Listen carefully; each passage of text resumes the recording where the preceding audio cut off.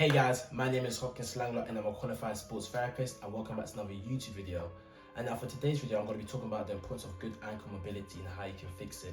So I'll be talking about what ankle mobility is, what happens if you've got bad ankle mobility, how it can affect you, and how to fix it.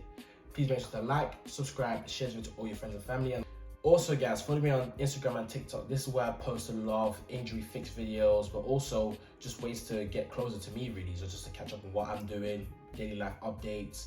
I like to do Q&As there, get advice from my followers, and just a way for me to get in touch and understand what you guys want to see from my content. But let's get into the video.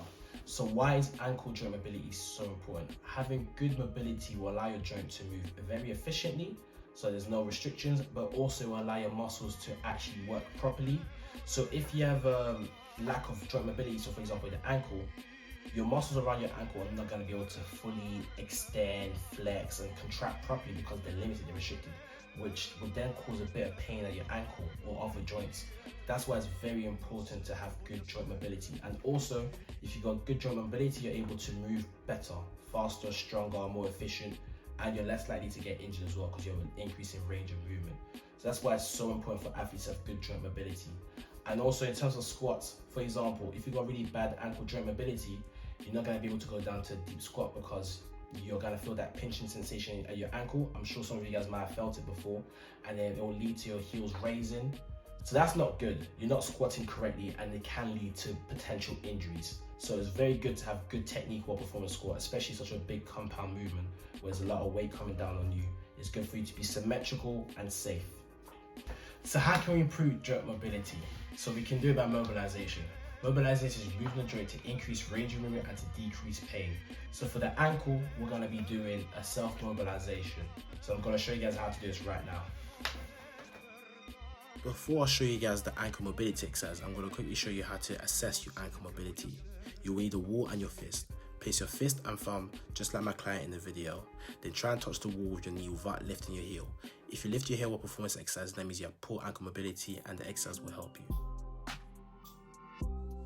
And now I'm going to show you guys how to perform the ankle mobility exercise. So you're going to need a resistance band and you're going to need to place it somewhere that's sturdy, and then place the resistance band on your ankle, so directly on your talus, so that we're able to mobilize the bone.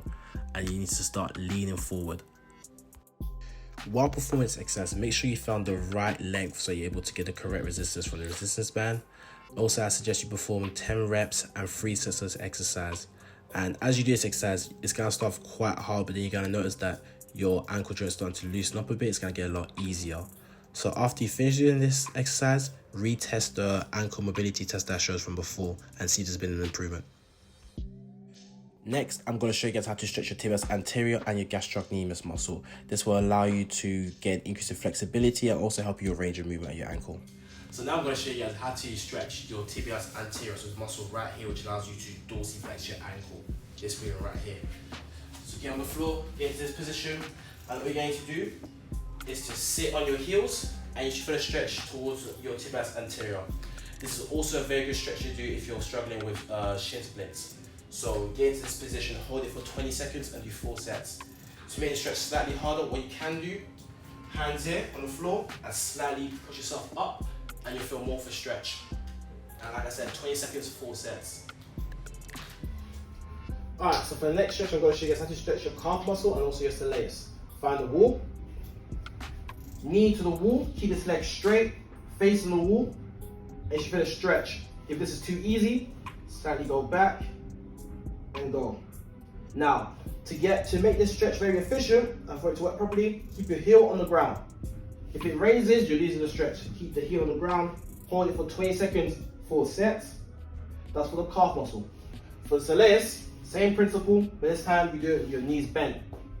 Like this, lean towards the wall, make sure your foot is facing towards the wall as well.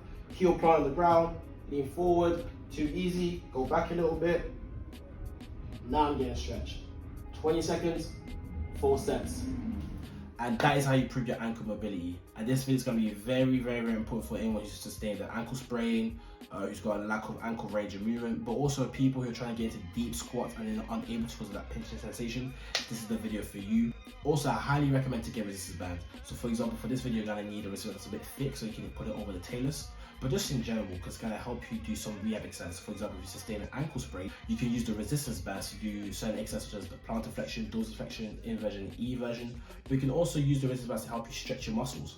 So it's a very good way to strengthen and also stretch. Please make sure to like, subscribe, and share this video to all your friends and family. And also follow me on TikTok and Instagram. I've got quite a lot of videos on there. And I'll also post a lot of stuff just in terms of like my personal life and stuff and my improvements. And yeah, so have a lovely day and stay safe.